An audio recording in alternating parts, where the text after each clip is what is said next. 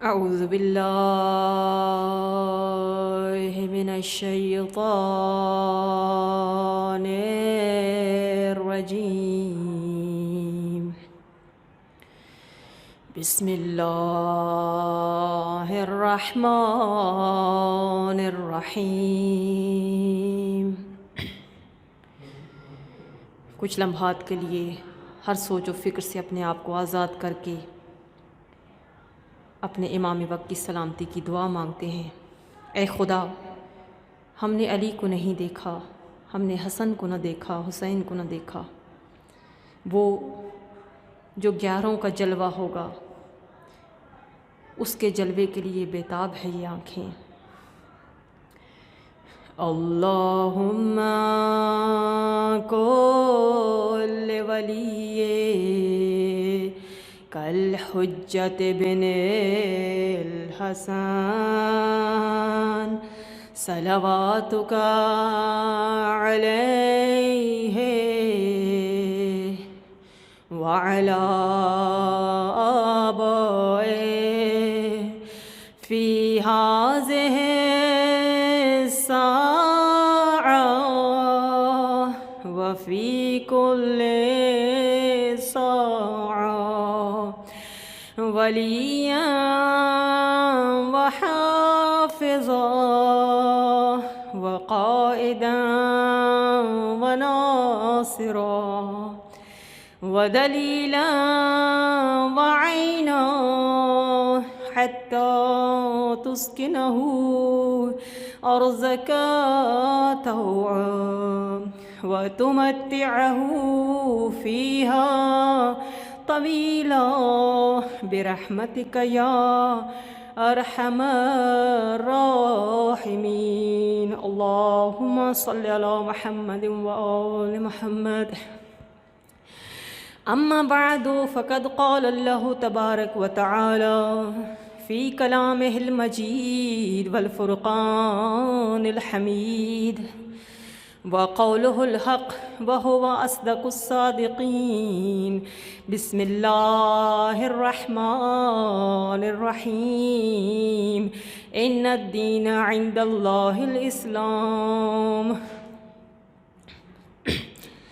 آئیے اپنی اپنی توجہ شاہ کربلا کی طرف کریں، اپنے مولا و آقا کی بارگاہ میں سلام عرض کریں۔ سلام کا جواب دینا واجب ہے، زہرا کا لال بڑا لجپال ہے، یہ ہو ہی نہیں سکتا کہ کوئی حسینی اپنے مولا کو سلام کرے اور کربلا کی فضاؤں سے جواب نہ آئے۔ اے میرے امام، غریب ضرور ہیں، خطا کار ضرور ہیں، لیکن آپ کی محبت ہمارے دلوں میں موجود ہے۔ اے میرے امام، جو آپ کی زیارت کو نہیں آئے وہ امید پہ تڑپ رہے ہیں، اور جو آ چکے ہیں ان کی بیتابی جدا ہے۔ ہاں عزادارو، جہاں جہاں بیٹھے ہو اپنے دل میں کربلا کا منظر بنا لیجئے۔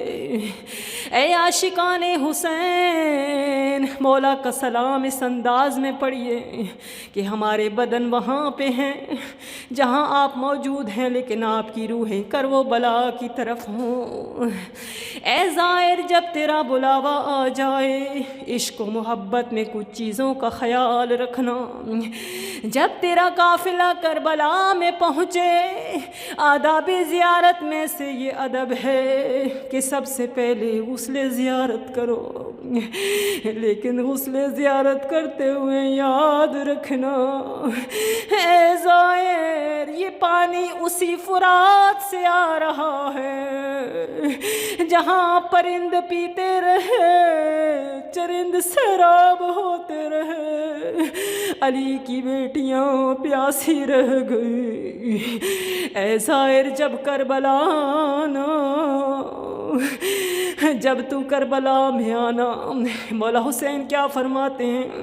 من زارنی بعد موتی جو کوئی میرے مرنے کے بعد میری قبر کی زیارت کرے گا، میں قبر کی پہلی رات اس کی زیارت کے لیے اس کی قبر میں آؤں گا۔ قربان جاؤں میرے مولا، اے زائر جب کربلا آنا، دنیا کی بہت سی چیزیں تجھے دنیا کے بازار میں مل جائیں گی، لیکن کربلا سے ایک تحفہ لے کر ضرور لینا۔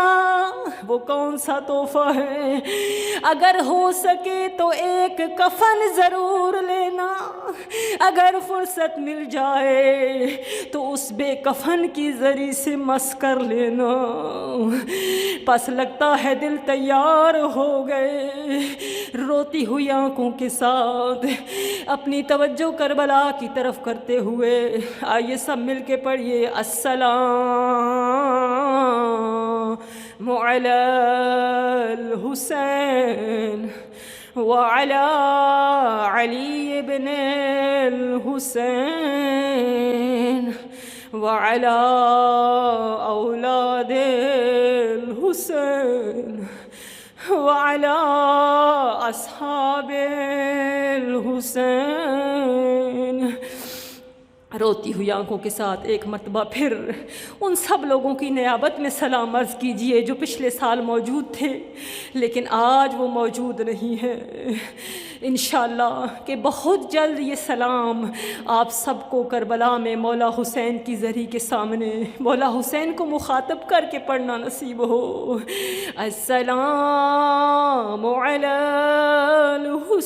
الحسین وعلی علی بن الحسین وعلی اولاد الحسین وعلی اصحاب الحسین۔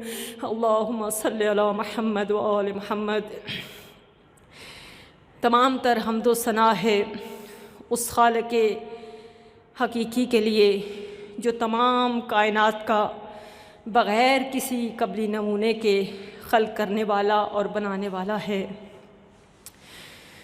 تمام تر حمد و ستائش ہے اس پروردگار عالم کے لیے کہ جس نے انسان کے لیے آسمان کو بغیر کسی ستون کے، بغیر کسی ظاہری رکاوٹ کے، مدد کے چھت بنایا۔ ساری تعریفیں ہیں اس اللہ کے لیے کہ جس نے انسان کی خاطر اس نیلے آسمان کو ستاروں سے زینت بخشی۔ حمد ہے اس خالق کے لیے کہ جس نے سورج کو روشن چراغ بنایا۔ تمام تعریفیں ہیں اس رب کے لیے کہ جس نے زمین کا فرش بچھایا۔ ساری تعریفیں ہیں اس خدا کے لیے کہ جس نے زمین پر پہاڑوں کو میخیں بنایا، اور ساری تعریفیں ہیں اس خدا کے لیے کہ جس نے پھر ان پہاڑوں کے سینوں کو چیر کر میٹھے اور ٹھنڈے چشموں کو جاری کیا۔ ساری تعریف ہے اس اللہ کے لیے کہ جس نے زمین پر طرح طرح کے شجر، یہ درخت بنائے۔ تمام تر تعریف ہے اس خالق کے لیے کہ جس نے طرح طرح کی نعمات کو سجایا۔ لیکن توجہ رہے کہ اس پروردگار عالم نے اس ساری کائنات کو کس لیے بنایا ہے؟ انسان کے لیے بنایا ہے۔ اور اس سے بڑھ کر اس بات کی طرف توجہ رکھیے کہ کن کی محبت میں بنایا ہے؟ ان کی محبت میں بنایا ہے کہ جب آدم اس جنت سے زمین پر اترے اور جن کے صدقے میں آدم کی توبہ قبول ہوئی ہے، انہی کے صدقے میں اس کائنات کو خالق اکبر نے خلق کیا ہے۔ پس مومنات گرامی، خدا کا شکر ادا کرتے ہیں کہ پروردگار عالم نے ہمیں بے شمار نعمتوں سے نوازا ہے۔ اس خدا نے آسمان بنایا تو انسان کے لیے، زمین بچھائی تو انسان کے لیے، درخت لگائے تو انسان کے لیے، درختوں پر طرح طرح کے میوے سجائے تو انسان کے لیے، یہ پہاڑ بنائے تو انسان کے لیے، پہاڑوں کے سینوں کو چیر کر اس کے اندر سے طرح طرح کی نعمات کو پیش کیا ہے تو انسان کے لیے، کائنات کی ہر چیز کو انسان کے لیے بنایا ہے، لیکن کہا ہے کہ اے انسان تو صرف اور صرف میرے لیے ہے۔ بس مومنات گرامی، ہمارا موضوع اسلام حقیقی، قرآن کی آیت جو مجھے آپ کے سامنے تلاوت کرنے کا شرف ملا کہ پروردگار عالم ارشاد فرما رہا ہے، بسم اللہ الرحمن الرحیم، ان الدین عند اللہ الاسلام، کہ میرا بہترین دین دین اسلام ہے۔ اسلام مطلب جزا، اسلام یعنی اپنے آپ کو تسلیم کرنا، اسلام یعنی ایک پورا نظام حیات۔ اور کل ہم نے مختصراً یہ بتایا تھا کہ پروردگار عالم نے سب سے پہلے آدم کو عرش پر خلق کیا مٹی سے، اس میں روح ڈالی اور پھر جنت میں رکھا، اور پھر اس جنت سے انسان اس دنیا میں آیا ایک ابلیس کی وجہ سے۔ یہاں پر ایک اور سوال بھی پیدا ہوتا ہے کہ خدا نے ابلیس کو بنایا ہی کیوں ہے؟ یہ شیطان ہوتا ہی نہ، آدم نکلتا ہی نہ جنت سے۔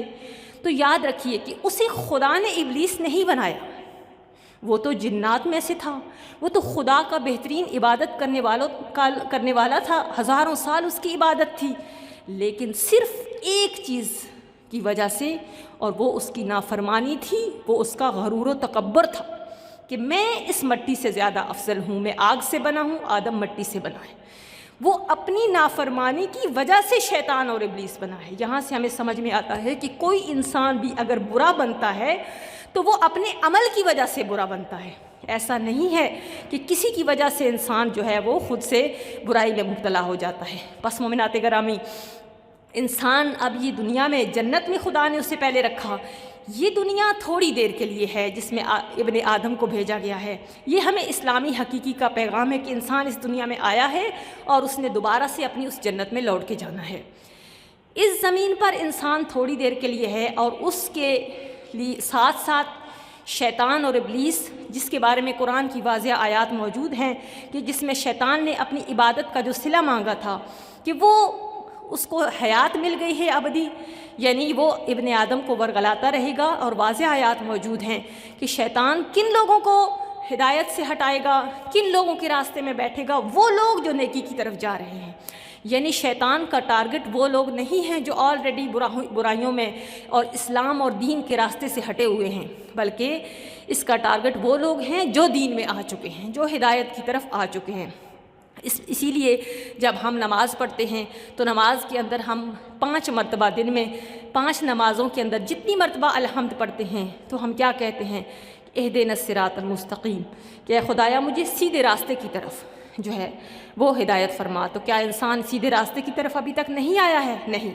ایک تفسیر یہی بیان کی جاتی ہے کہ چونکہ انسان ہر لمحہ بھٹک سکتا ہے، شیطان مسلسل اس کے ساتھ ہے، اسی لیے مسلسل اسے کہا گیا ہے کہ وہ صراط مستقیم کی دعا مانگے۔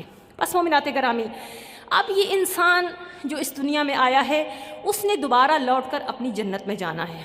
جنت سے زمین اور زمین سے دوبارہ جنت تک جانے کے لیے پروردگار عالم نے اسلام کے نام سے جو دین ہمیں دیا ہے، اس دین میں ہمیں قرآن مجید اپنی کتاب عطا کی ہے، اور اس کتاب کے اندر پورا نظام حیات موجود ہے۔ بس اس پوری زندگی میں انسان کی جو جتنی بھی زندگی ہے، چاہے 40 سال ہے، 100 سال ہے، 80 سال ہے، ضروری ہے کہ اگر اس جنت میں جانا چاہتا ہے، شیطان کے راستے سے بچنا چاہتا ہے، تو اپنی اس پوری حیات کے سرکل کو ابتدا سے انتہا تک اس طرح سے گزارے جیسا خالق اکبر نے اسے حکم دیا ہے۔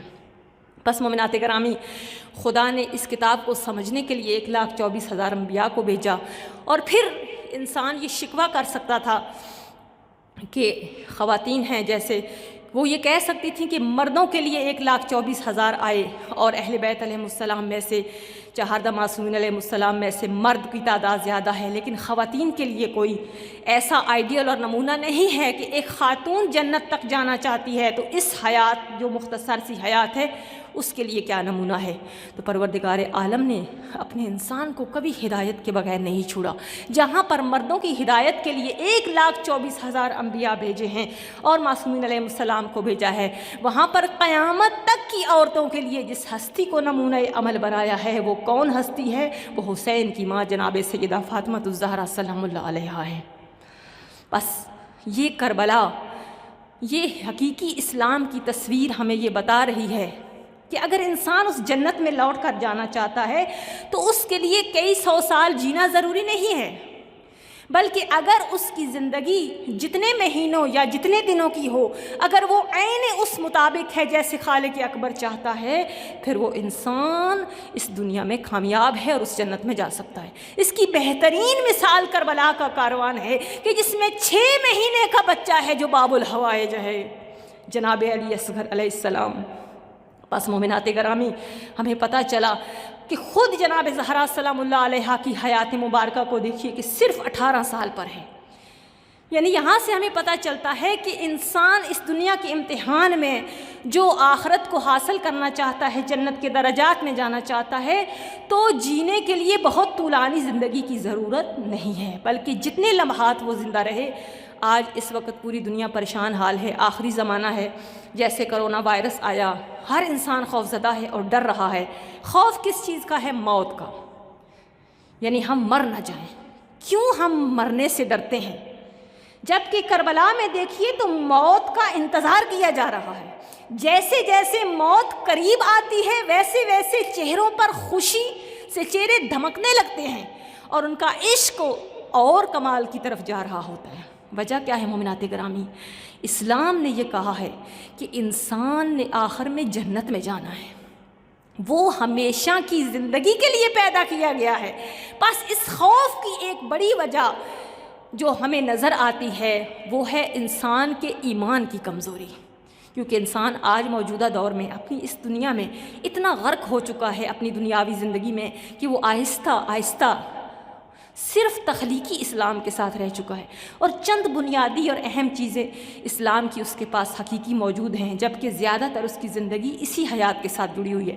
بلکہ مختصر اگر یہ کہا جائے تو ایسا بھی ہم کہہ سکتے ہیں کہ گویا ایک حیوانی زندگی انسان گزار رہا ہے۔ کیسے مومنات گرامی؟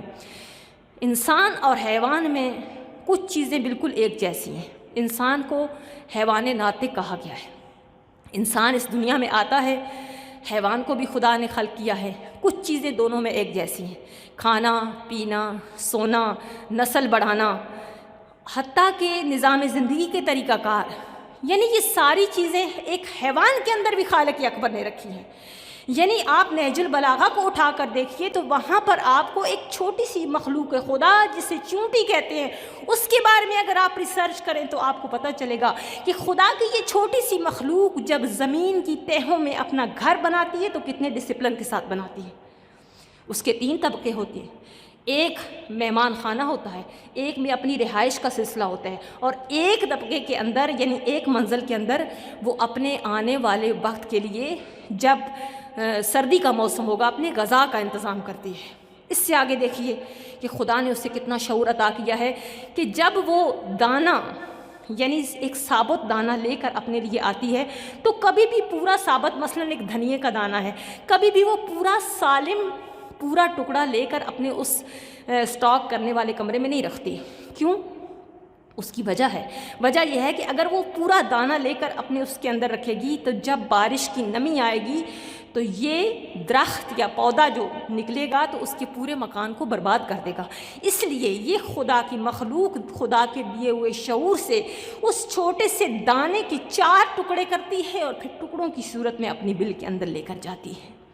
یہاں سے پتہ چلا ہمیں کہ انسان وہ مخلوق جو تمام مخلوقات میں سے اشرف المخلوقات ہے، ہو ہی نہیں سکتا کہ خدا نے اسے صرف اور صرف کھانے کے لیے، پینے کے لیے، سونے کے لیے، نسل بڑھانے کے لیے اور اپنے مکانات بنانے کے لیے خلق کیا ہو۔ انسان کا مقصد رضا الہی ہے، اور وہ رضا کس میں ہے؟ خدا کے دیے ہوئے نظام زندگی کے مطابق اپنے آپ کو ڈھالنا۔ بس یہ عشرہ ثانی جو منسوب ہے ثانیہ زہرا سے، آئیے ہم دیکھتے ہیں کہ جناب سیدہ سلام اللہ علیہا نے اپنی 18 سالہ حیات میں کس طریقے سے ہمیں بتایا ہے کہ ایک مختصر سی زندگی انسان کس طرح سے گزار سکتا ہے۔ کون فاطمہ؟ مومنات گرامی، وہ جو تمام جہان کی عورتوں کے لیے ایک نمونہ عمل ہے۔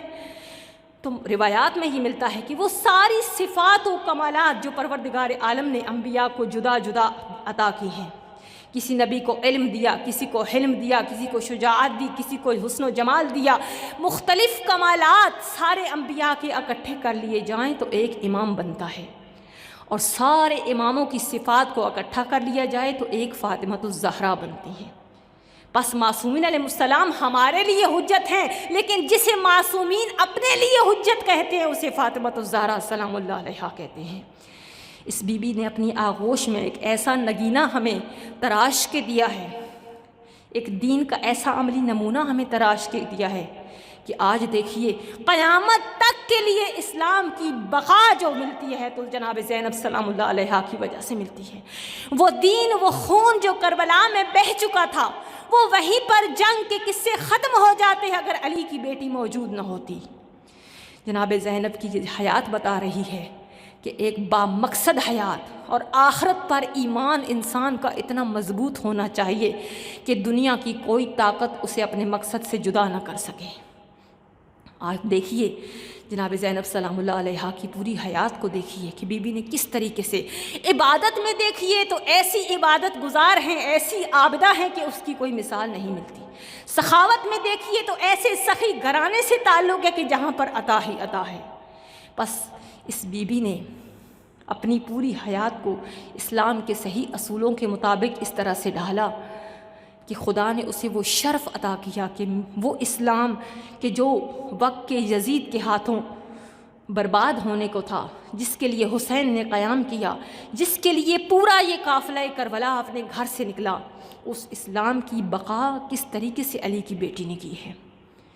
اور اس پورے کاروان میں ایک ایک خاتون، ایک ایک بچہ، ایک ایک بزرگ ایسا با ایمان تھا، یعنی قیامت پر ایمان، آخرت پر ایمان، حساب و کتاب پر ایمان، اجر پر ایمان، خدا کی رضا پر ایمان اتنا بلندی پر تھا کہ لمحہ بلمحہ یہ کربلا انہیں شروع سے بتائی گئی تھی۔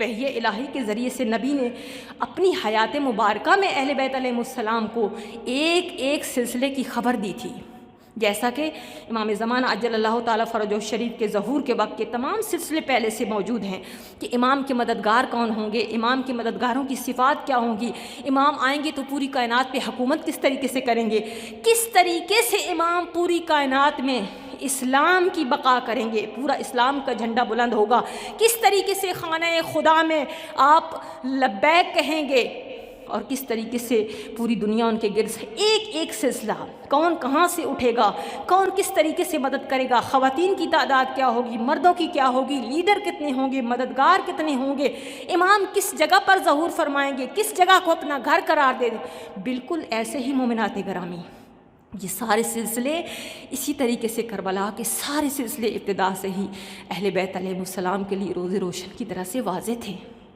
انہیں پتہ تھا کہ انہیں اسیر بھی کیا جائے گا، انہیں علم تھا کہ وہ ہستیاں جن کے دروازے پر فرشتے آ کر اجازت لیا کرتے تھے، انہیں معلوم تھا کہ وہ دروازہ کہ جس پر جبرائیل آ کر اجازت لیا کرتے تھے، جانتی تھی علی کی بیٹی کہ کس گھرانے اور کس شرف کی مالک ہے جناب سیدہ کی یہ لاڈلی، وہ گھرانہ کہ جس کی ادنا سی کنیز فضہ جب بارگاہ الہی میں اپنے دونوں ہاتھ پھیلا کے خدا کی بارگاہ میں کہتی ہے کہ اے میں بھی تیرے حبیب کے روزے کو افطار کروانا چاہتی ہوں، تو جنت کے کھانے حاضر ہو جاتے ہیں۔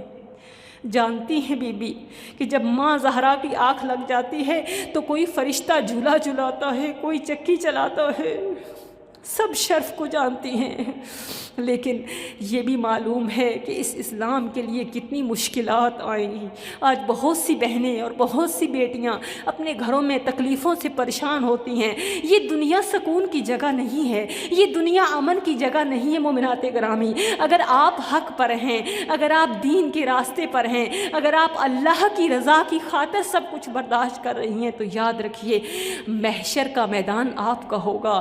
جناب سیدہ آپ کو اپنے دامن میں لیں گی، علی کی بیٹی آپ کو اپنے دامن میں سنبھالے گی۔ ہاں، یہ دنیا امتحان کی جگہ ہے۔ اس دنیا نے ان ہستیوں پر وہ وقت لایا دنیا والوں نے کہ قیامت کے دن تک کوئی مثال نہیں ملتی۔ ہاں مومنات گرامی، وہ بیویاں، وہ مستورات کہ جو اس شرف و شان کی مالک تھیں کہ آسمان کے ملائکہ جھک جھک کے ان پر سلام کر رہے تھے۔ تاریخ گواہ ہے کہ جب علی کی بیٹی اپنے سارے لخت جگر، اپنے مہمان، اپنے بھائی، ان کے بکھرے ہوئے لاشیں کربلا کی تپتی خاک پہ چھوڑ کر چلی ہیں اور بے پلان اونٹوں پر سوار کر دیا گیا۔ ہاں مومنات گرامی، گرامی، بڑے ظلم کی بات تو یہ ہے کہ صرف تلواروں اور تیروں سے ذبح نہیں کیا گیا، بلکہ تاریخ نے یہ لکھا ہے کہ جو بچے وہاں میدان میں ذبح نہ ہو سکے، جب قوم اشقیا نے آ کر خیام پہ حملہ کیا، کچھ بچے ایسے بھی تھے جو گھوڑوں کے سموں کے نیچے آ کر مارے گئے۔ جو بچ گئے وہ رستے میں جب بیویوں کے ہاتھوں میں رسیاں تھیں اور جب بچے گرتے تھے، مائیں ان کو سنبھال نہیں سکتی تھیں، رو کے کہتی تھیں میرے لال اللہ کے حوالے، واہ محمدہ۔ ہاں یہ قافلہ کوفے کی طرف رواں دواں ہے۔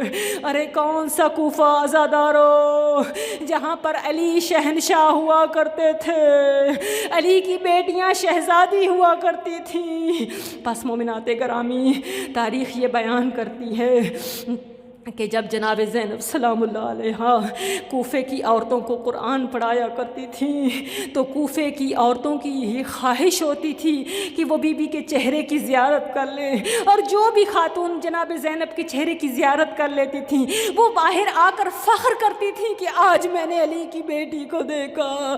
لیکن وہ غربت، وہ وقت آ گیا۔ ارے یہ لٹا ہوا قافلہ جب کوفے کے قریب پہنچا تو رات ہونے والی تھی، کہا گیا ابھی روک لو۔ ارے سارے لوگوں میں منادی کی گئی، ارے باغیوں کا قافلہ آ رہا ہے۔ ارے آج علی کی بیٹی کو وہ شاہی کا زمانہ یاد آ رہا ہوگا کہ جب علی کی بیٹی کی سواری نکلنی ہوتی تھی، اعلان ہوتا تھا یا اہل الکوفہ، کوفے کے لوگوں اپنی نظریں جھکا لو، گھروں میں چلے جاؤ، علی کی بیٹی آ رہی ہے۔ لیکن آج کوفے کی عورتیں چھتوں پر کھڑی ہوئی ہیں، ارے کسی کے ہاتھ میں پتھر ہے، کسی کے ہاتھ میں گرم ریت ہے۔ تاریخ نے عجیب منظر بیان کیا ہے کہ علی کی بیٹی جب دروازے پہ پہنچی، رو کے پوچھتی ہیں بیٹا سجاد یہ کون سا دروازہ ہے؟ مولا سجاد فرماتے ہیں پھوپھی اماں یہ کوفے کا دروازہ ہے۔ ہاں عزادارو، جب یہ قافلہ آگے گیا، اچانک سے ایک طرف سے آواز آئی، السلام علیکم یا اہل البیت النبوہ۔ علی کی بیٹی نے گھبرا کے کہا یہ کون ہے جو پردیس میں ہم پہ سلام پڑھ رہا ہے؟ کربلا سے لے کر ابھی تک ہم پہ کسی نے سلام نہیں کیا۔ جب علی کی بیٹی آگے بڑھی، سجاد نے اپنا چہرہ اوپر کیا، کیا دیکھا؟ کوفے کے دروازے پر مسلم کا کٹا ہوا سر، آواز آئی السلام علیکی یا زینب، الا لعنت اللہ علی قوم الظالمین، الا لعنت اللہ علی قوم الظالمین۔ روتی ہوئی آنکھوں کے ساتھ پروردگارا تجھے اسلام کی بقا کے اس قافلے کا واسطہ، پروردگارا اس مختصر سی حیات کو ہمیں دین کے مطابق گزارنے کی توفیق عطا فرما۔ پروردگار عالم تجھے تیری عزت و عظمت و جلال کا واسطہ، جو لوگ پریشان حال ہیں ان کی پریشانیوں کو دور فرما، جو مشکلوں میں پھنسے ہوئے ہیں ان کی مشکلوں کو آسان فرما، جو بے اولاد ہیں انہیں نیک و صالح اولاد نصیب فرما، جن کو اولاد کی نعمت عطا کی ہے ماں کو ان کی خوشیاں دیکھنا نصیب فرما۔ پروردگارہ ہمیں اپنی اولاد کو وقت حسین کے لیے تیار کرنے کی توفیق عطا فرما۔ پروردگارہ جو جہاں پر نام حسین پہ خرچ کر رہے ہیں انہیں اپنے خزانوں سے وسیع رزق عنایت فرما۔ پروردگارہ پوری دنیا میں جہاں جہاں جس انداز میں مظلوم کربلا کی عزاداری ہو رہی ہے، پروردگارہ سب کی تو خود محافظت فرما، دشمنان اسلام کو نیست و نابود فرما، تمام شیعان حیدر کرار کو غازی عباس کے علم کے سائے میں متحد ہونے کی توفیق عطا فرما۔ پروردگارہ جو بیمار ہیں بالخصوص اس وبا میں مبتلا ہیں انہیں جلد شفا کی خبر سنا۔ پروردگارہ پوری دنیا میں حسین کے عاشق بڑے بے چین بیٹھے ہیں، بالخصوص چہلم قریب ہے۔ او میرے کریم اللہ روتی ہوئی آنکھوں کے ساتھ تیری بارگاہ میں التجا کرتے ہیں، تجھے کربلا کے اجڑے ہوئے قافلے کے آنے کا واسطہ۔ پروردگارہ اس بند راستے کو جلدی کھول دے، ہر حسینی کو پر وہ بلا دیکھنا نصیب فرما، امام زمانہ کی حقیقی معرفت ان کے مددگاروں میں شامل فرما۔ اللہم تقبل منا انک انت السمیع الدعاء۔ سورہ فاتحہ۔